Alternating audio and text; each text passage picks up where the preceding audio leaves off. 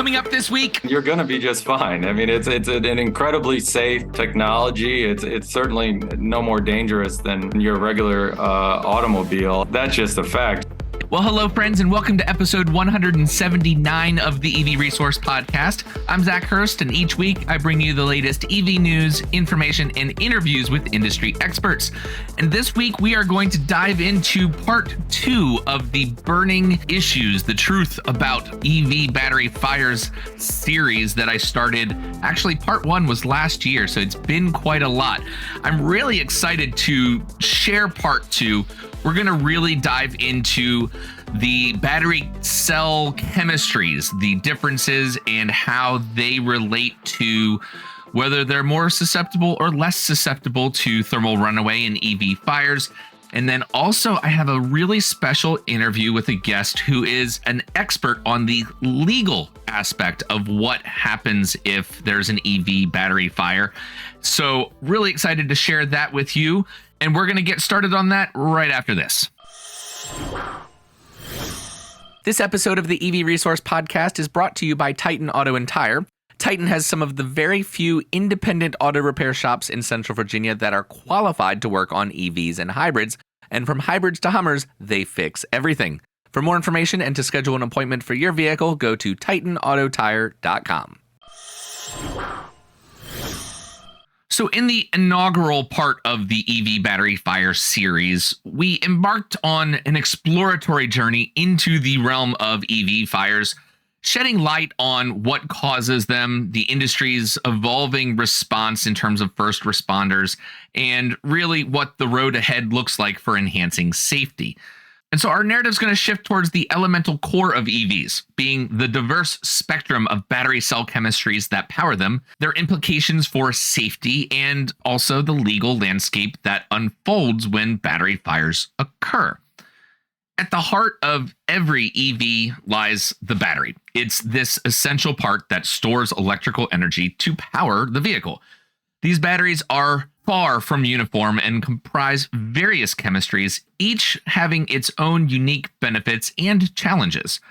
The most prevalent chemistries in lithium-ion batteries that are used in EVs include lithium iron phosphate, or LFP, nickel manganese cobalt, or NMC, and nickel cobalt aluminum, NCA, battery chemistry types. And each of these offers a very distinct blend of advantages and challenges. This diversity not only fuels innovation, but also necessitates a vigilant approach to managing fire risks that may be inherent to each type.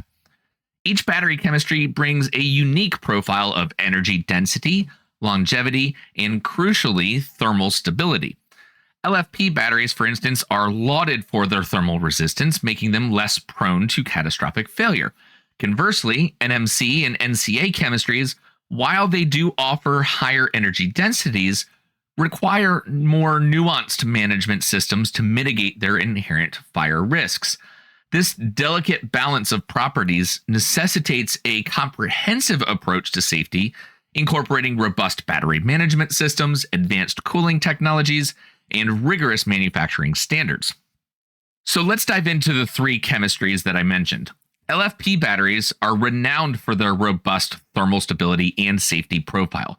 This chemistry does not easily undergo thermal runaway, making it a safer choice where fire risk is a concern. LFP's resilience to higher temperatures and its ability to maintain structural integrity under stress contribute to its reputation as a reliably safe choice for EVs. I am constantly brought back to a YouTube video by BYD that they put out there showing their Blade battery cell being punctured by a nail. And it still, even when being punctured, did not short out. It did not actually, I don't think it increased in temperature by a whole lot at all. That has always stuck with me when it comes to LFP batteries.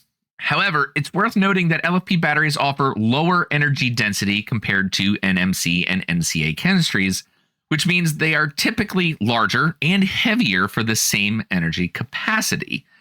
Despite this, their safety advantages, longer life cycle, and cost effectiveness make them an appealing option for a wide range of EV applications, particularly in vehicles where space and weight are less critical.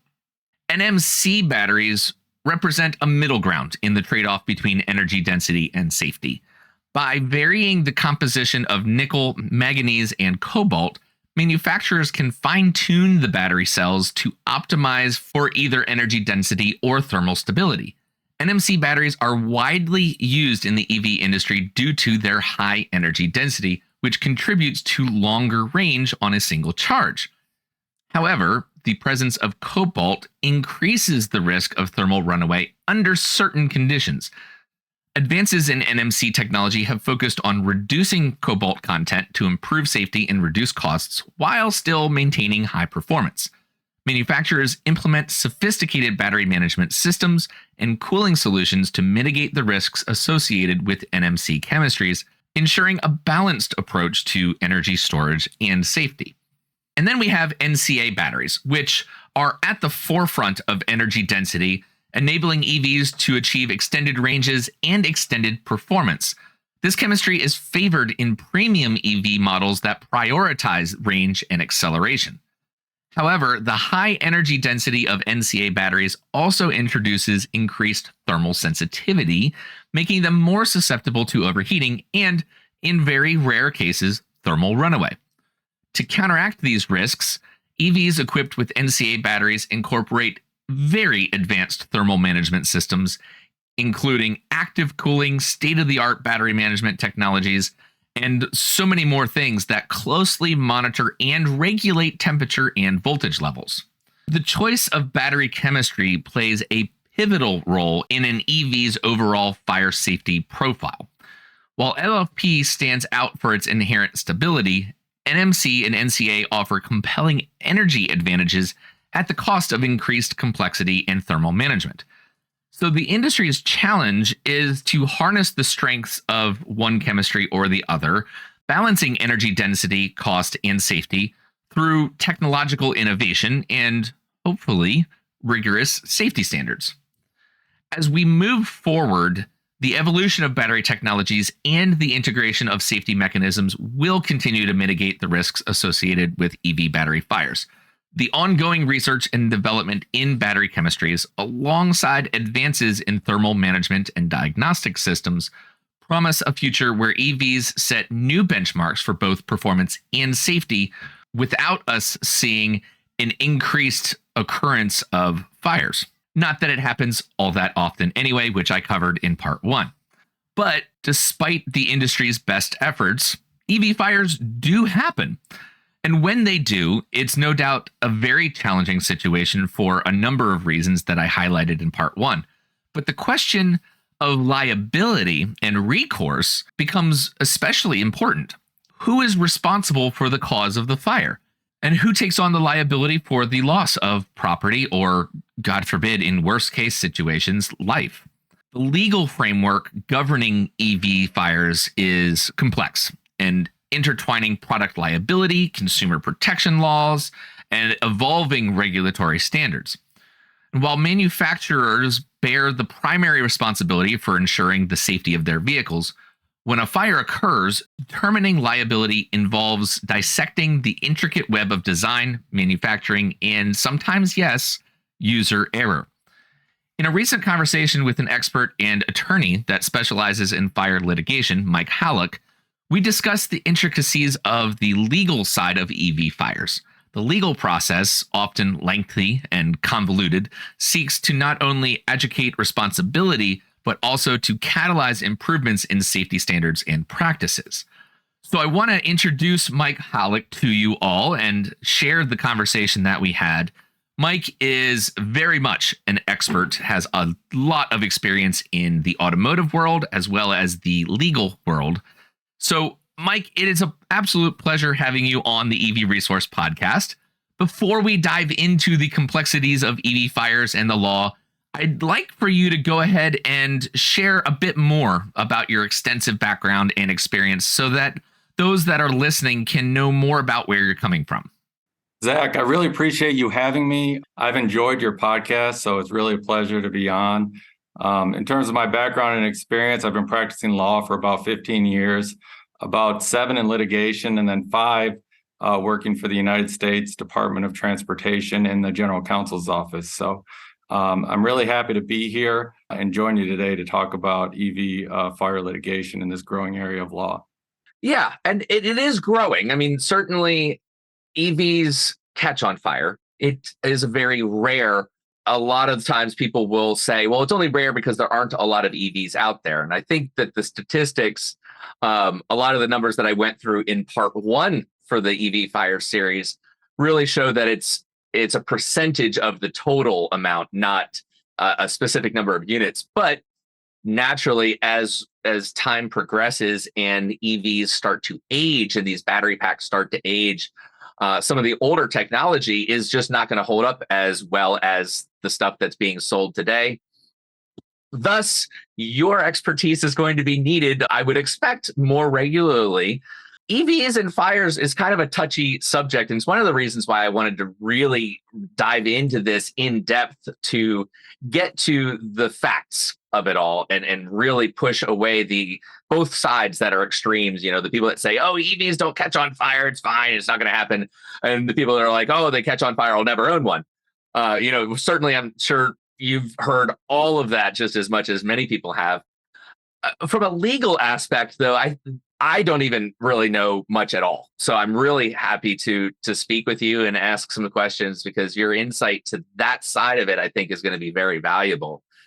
When it comes to the law, are EVs treated any different when it comes to a vehicle fire than a gas-powered or internal combustion engine vehicle? I mean, let's start with that.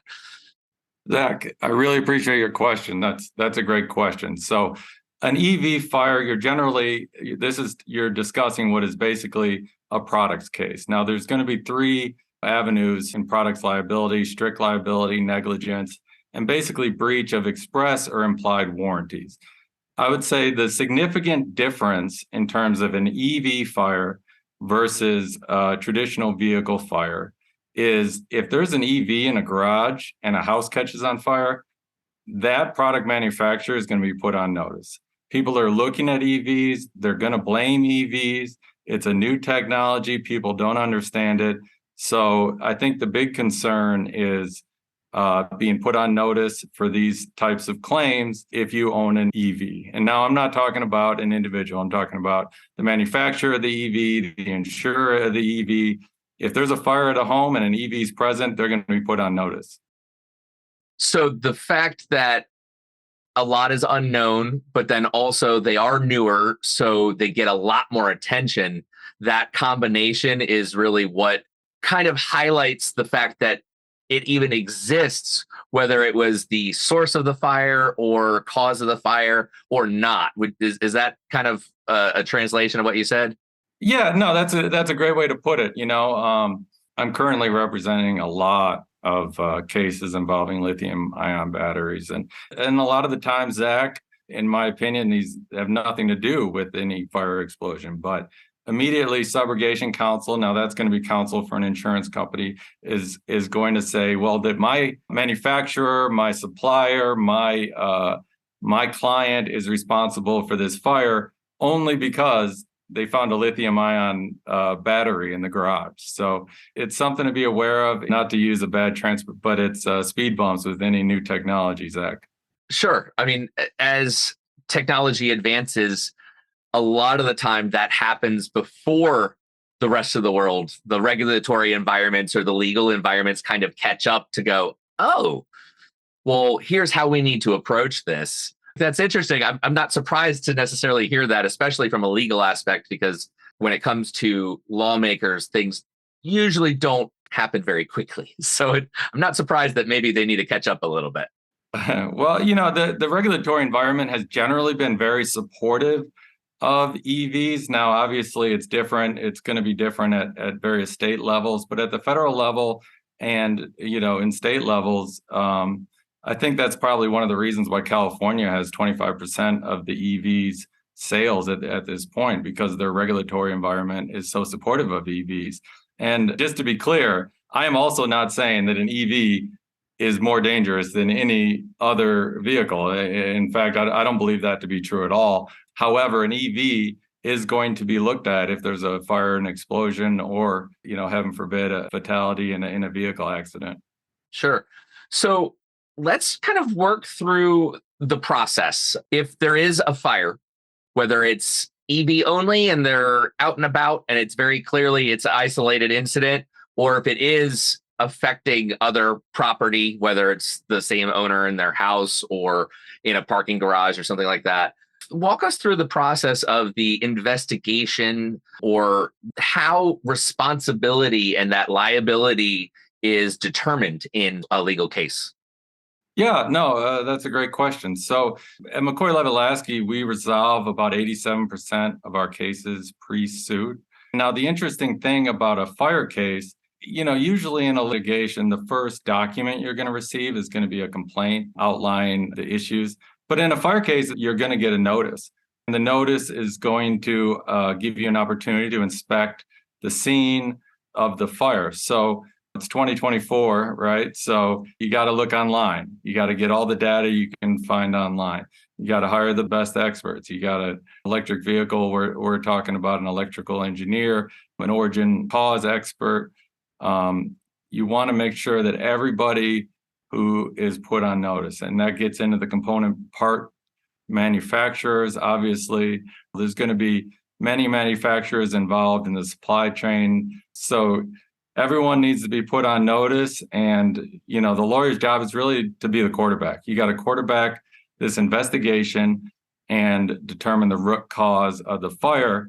Like I said, attorneys are going to be looking at these batteries, and it's going to be important to be able to find the actual cause of the fire and not just immediately blame the electric vehicle, Zach.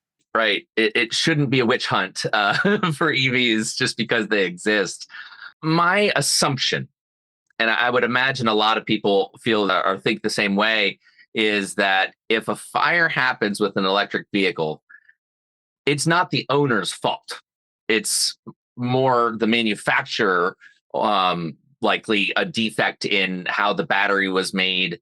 I know with the Chevy Bolts and that massive recall, they determined that the fault really was in the manufacturing, where the manufacturer of the battery failed to do everything correctly on their end. GM assembled everything. Well, of course, then an owner is the one that ends up experiencing all of this. So there's a lot of different parties involved in a potential case. Is liability and the risk something that generally falls on whoever is determined to be the cause? Like if a battery supplier did something wrong, are they the ones that will end up having to be responsible, or is it shared kind of among the parties? So I think in the matter you're referring to, the battery was actually manufactured, I believe it was manufactured by LG, and LG ended up paying $1.9 billion. So that's a good example of how liability can be shared in these cases. And again, in that case, I believe the individuals were given initially new cars, and then I think a rebate also was made available. So there's a lot of different ways that liability can shake out in these cases, which is why you want to hire really the best experts and law firms to kind of defend you in this matter. But yeah, in that case, there were some manufacturers, and I think, and obviously GM had some losses too in that issue. Now, I said the owners, but it occurs to me that that's why we have car insurance, auto insurance. So I would imagine that the auto insurance has to get involved or even homeowners insurance if it was parked in the car. See, it gets so complicated that even like I'm trying to wrap my head around it. So it's like if a fire occurs, I would imagine the first thing that an owner is going to do is contact their insurance company, and then everything is kind of handled from that point forward where the legal team of the insurance company is going to then go and talk to the manufacturers and go through the investigative process and all of that. If that's the case, then as an owner, aside from the fact that you don't have your car, and I don't want to make light of like property damage or even loss of life or injury, but from a financial liability, are there situations where that would ever fall on the owner themselves? Well, that, you're getting into the kind of the what insurance into Yeah. an insurance policy. I think also you're what you're touching on is basically a subrogation action. And the insurance company is going to do their best, in the vast majority of cases to make the owner whole, and then obviously that insurance company might proceed in actions against other insurance companies if they believe that there's some fault in those companies. So, the best thing I can say is you make sure to get a good insurance policy on your home and certainly on your auto insurance. I think that'll have to be a subject I touch on in a future episode. When it comes to trends in the legal aspect, I know a lot of new cases in law are often based on whatever the precedent that was set in previous cases. So I'm curious if you're noticing any trends kind of emerging as we're getting more experience with litigation related to EV fires, or even as the technology evolves. Have you noticed anything that it might be noteworthy or a trend, even good or bad? I'll tell you this, there's going to be more and more litigation involving EVs, lithium ion batteries, and as time goes on, I think the more popular these vehicles become, they're being adopted readily and across the globe, the more players that get involved in the manufacturing process, in the distribution, the amount of litigation is just going to increase as time goes on. So that's something I imagine that is very true. It's funny being in the EV world. Often I forget that it is so new. Where I see EVs and I notice them all the time. They're everywhere. Yeah. Well, here in Virginia, we only have maybe 2% penetration into new vehicle sales, and so we've got a long way to go, especially if we're going to try to meet any of the targets that have been set by the Biden administration. All aspects of the EV world, including the legal and the litigation, I imagine is just going to, you're going to need to hire like a few more partners probably to handle it all, I imagine. Well, yeah, I mean, it's an expanding field. It's an exciting time to be working in this space and to be litigating in this space, and so that's why I'm glad we were able to kind of make this happen today, Zach. Likewise. And before we kind of end this part, do you have any thoughts that you could share with EV owners of ways that they might be able to minimize either the legal risk, anything that you could share with an EV owner to make them feel a little bit better and go, you know what? I'm going to be just fine. It's parked out there, but I'm not going to like worry about it. I mean, anything that can kind of help with that. Yeah, no, I think that's a great question. And I'll say it, you're going to be just fine. I mean, it's an incredibly safe technology. It's certainly no more dangerous than your regular automobile. That's just a fact. So, the best thing you can do is really adhere to all warnings and labeling, and if in the extremely rare event that there's going to be a recall, but if there's a recall, just comply with the recall and you'll be fine. So just read the label, and as long as you comply with the labeling, you're going to be okay. So I'm going to dig into that just a little bit further because humans don't always follow the rules. We don't always comply with even recalls. I know back to the Bolt recall, I know a lot of owners that when GM said don't charge above this level, well, they said, I need to in order to have the range for the next day. Yeah. So they charged all the way up anyway.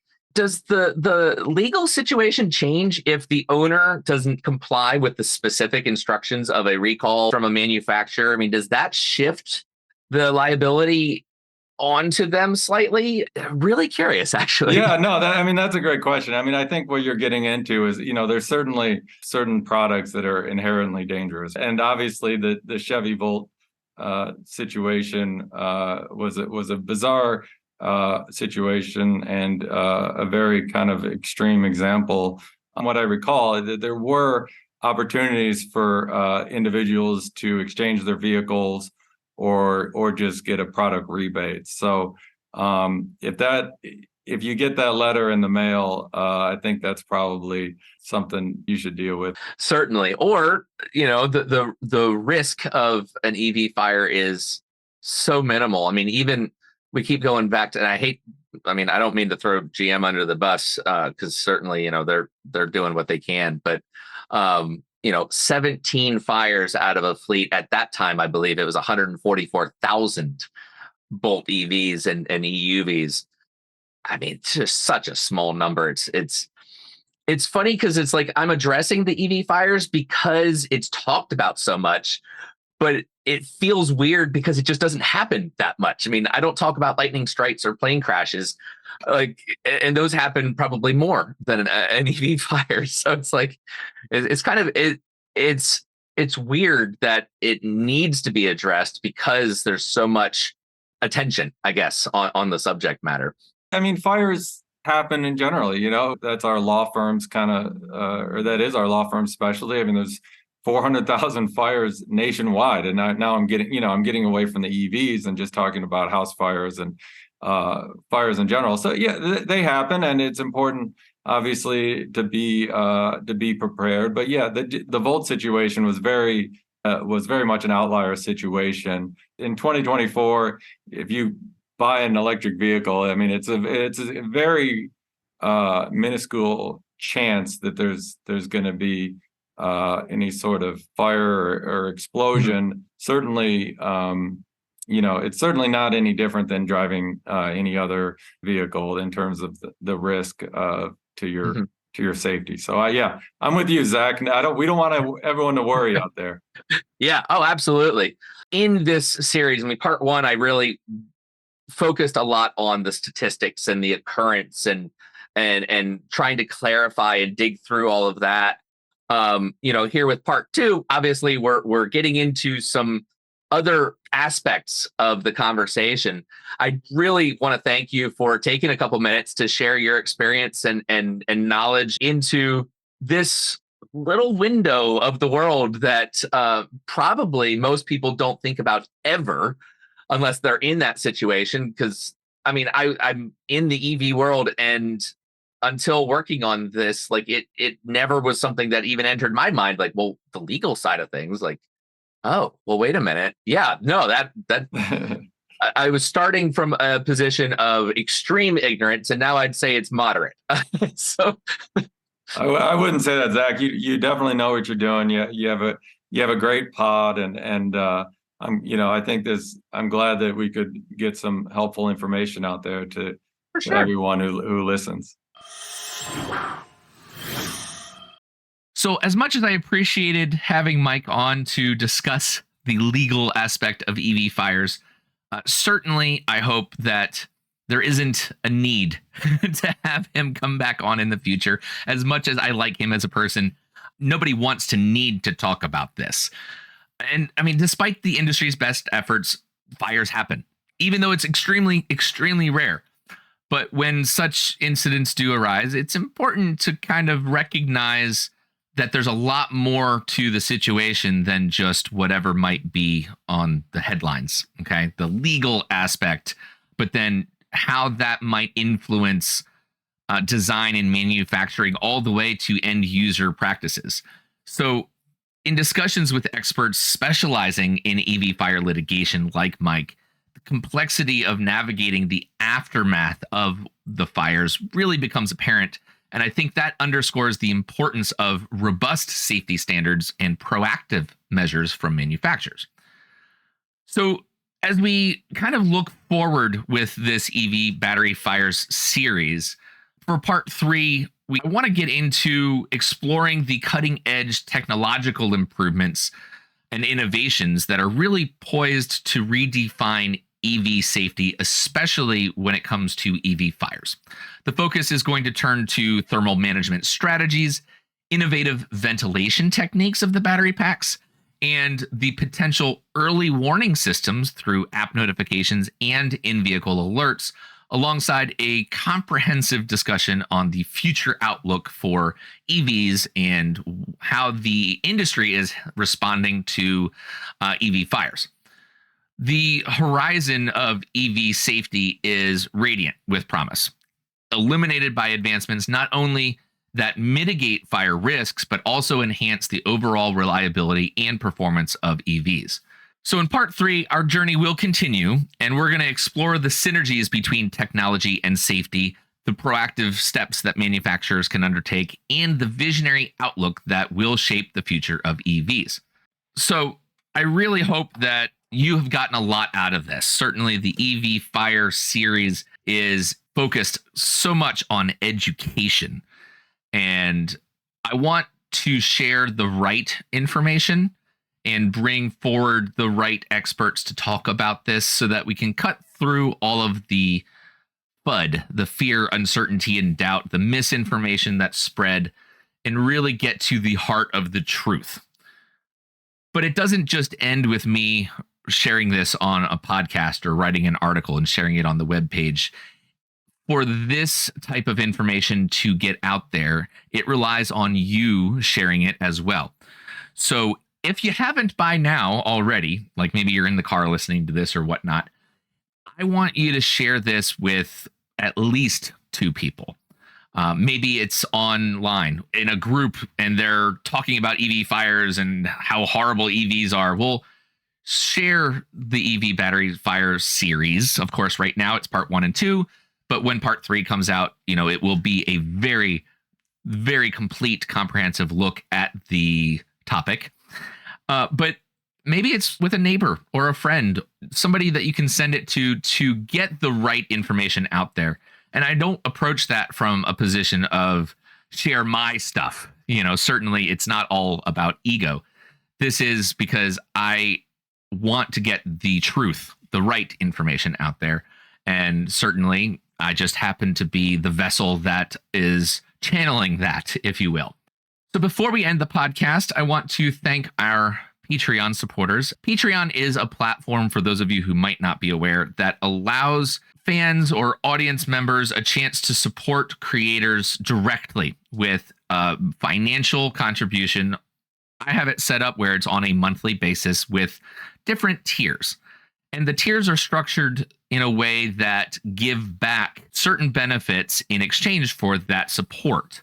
So I've got, well, it was 3. Now it's actually 4 tiers. I'm building out a 4th tier called the Visionary tier, and I haven't quite figured out how to attach some of the merchandise. I've got a new sweatshirt that I think is pretty cool that I'm going to actually be giving away to members of that tier.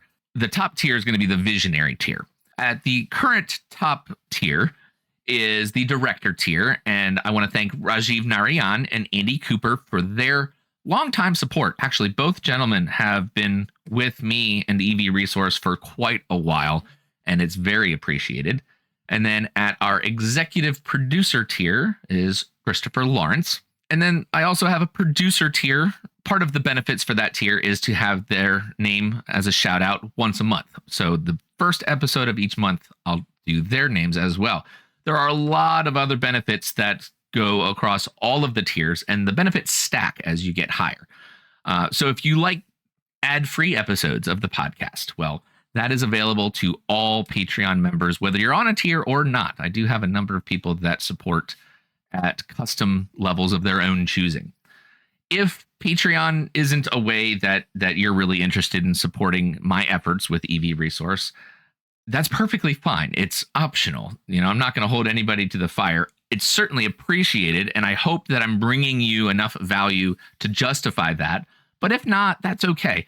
I have other ways that I have worked hard to support EV Resource from a financial aspect, because, of course, hosting the webpage or the podcast and all of the things that I do, I don't get that for free. Somebody has to pay for it, and I wish I were in a position to just absorb all those costs, because I would absolutely offer this for free. Well, I do kind of, but I wouldn't try probably as hard at these other methods.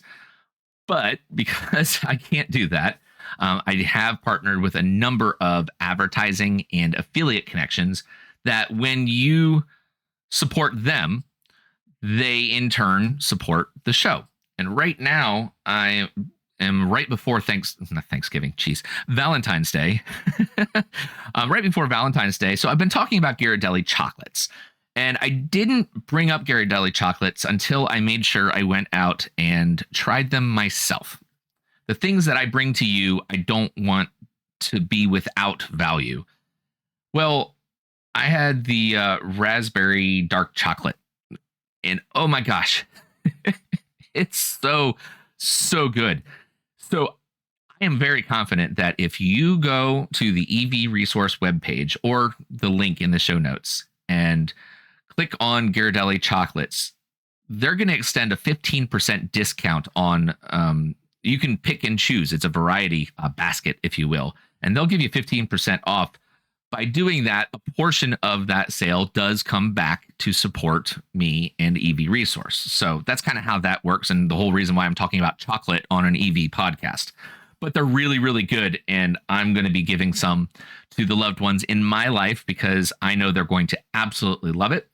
And I know that if you choose to do that, that the loved ones in your life will absolutely love it as well. So definitely check that out. There's a whole slew of other advertising and affiliate connections that I have, including certain products on Amazon that I have curated and put into the EV Resource shop, which is on the webpage as well. So that's pretty much all on that.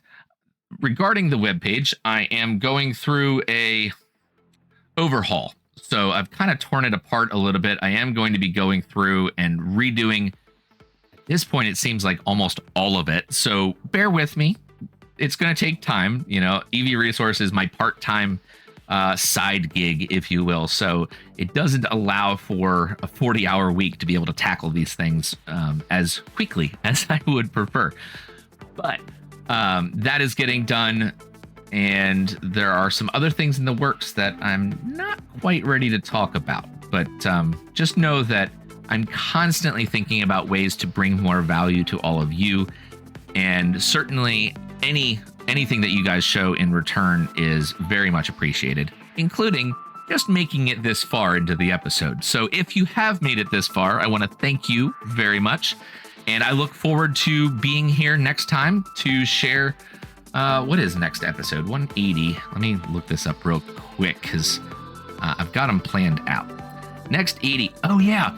180 is going to be a conversation that I had with an expert over at CBRE. They are a international real estate firm. So I'm going to leave it at that and let you mull that over for a week to figure out exactly what we're going to be talking about. But it's a great conversation. I had a lot of fun with it, and I cannot wait to share it with all of you. So thank you so much for listening, and I will catch you next time.